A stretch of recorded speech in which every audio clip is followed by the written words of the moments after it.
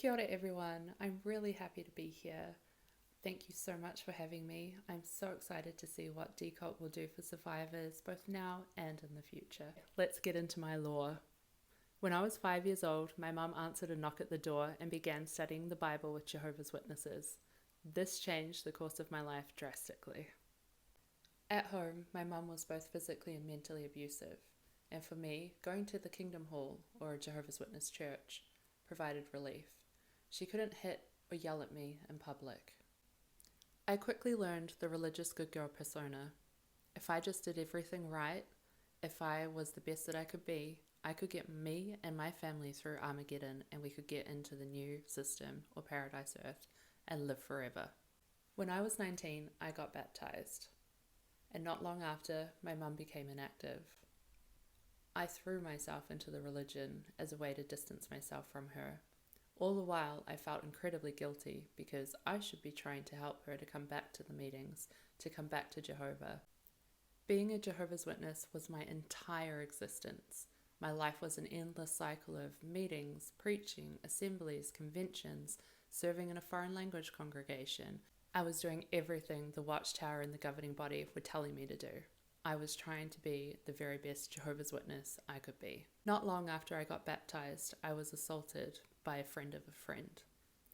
This led to me having to go to the elders. Unfortunately, he denied it, and because of their two-witness rule, I wasn't believed. Instead, I was told that I should have fled instead of freezing like my response was. I had no choice but to accept this and leave it in Jehovah's hands, as we would say.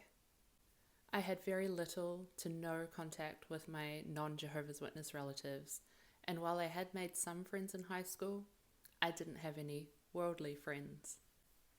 Jehovah's Witnesses are not allowed to pursue higher education, nor are they allowed to do extracurricular activities. Everything has to be for Jehovah. And I'm telling you this so that you can understand quite how isolated being a Jehovah's Witness can feel. You're told at the meetings that everybody on the outside is evil and controlled by Satan. So you stick with witnesses, and it is all you know, it is your entire life. So fast forward to 2020, and I find myself in lockdown, living alone with just me and my dog. 2020 was like the perfect storm of events that led to my wake up. In February, my Jehovah's Witness boyfriend and I had broken up. At the end of March, New Zealand got put into lockdown. And then in July, I was made redundant. I found myself on Reddit a lot. I had an aunt that was heavily into conspiracy theories, and I spent some time debunking them. While doing so, I came across the ex-JW subreddit, and from there, jwfacts.com, the Australian Royal Commission, and many more. With the help of the bite model, I realized I was in a cult.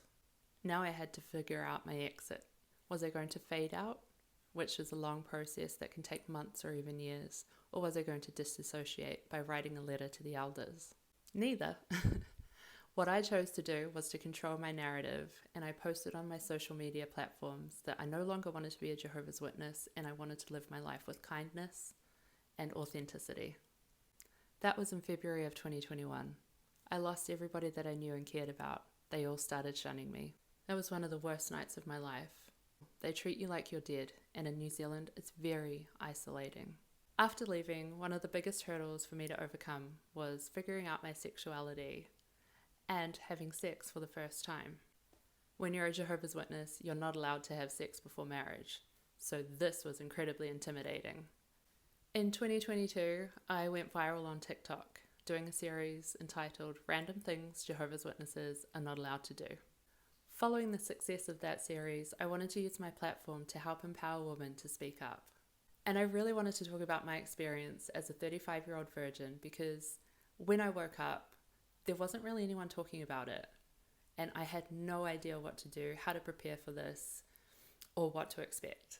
One of my biggest goals with my online activism is to help people feel less alone, to let survivors know there is a community out here, that we're not evil and that we are incredibly loving and we want to help. I hope that I help others feel seen and heard and can amplify more voices so that people can recognize this is not a one-off bad experience in a religion. It is a pattern of abuse. I truly hope that the Jehovah's Witnesses will change their policies. As laid out in the Abuse and Care report, there are barriers that prevent a healthy environment in this religion. Members should be free to leave without consequence. The Jehovah's Witnesses need to stop protecting abusers and listen to victims. They need to get rid of the two-witness rule, and they need women in leadership. They should allow blood transfusions, and they should stop telling people that Jehovah hates them for being themselves. I really hope that in New Zealand we have more help available to people that leave cults, as it is so isolating and extremely complex trying to undo all of the mental damage that religion and cults do. And I really feel like Decult is such a step in the right direction, and I cannot wait to see what the future holds. Thanks so much for having me, and I really look forward to seeing the rest of the program.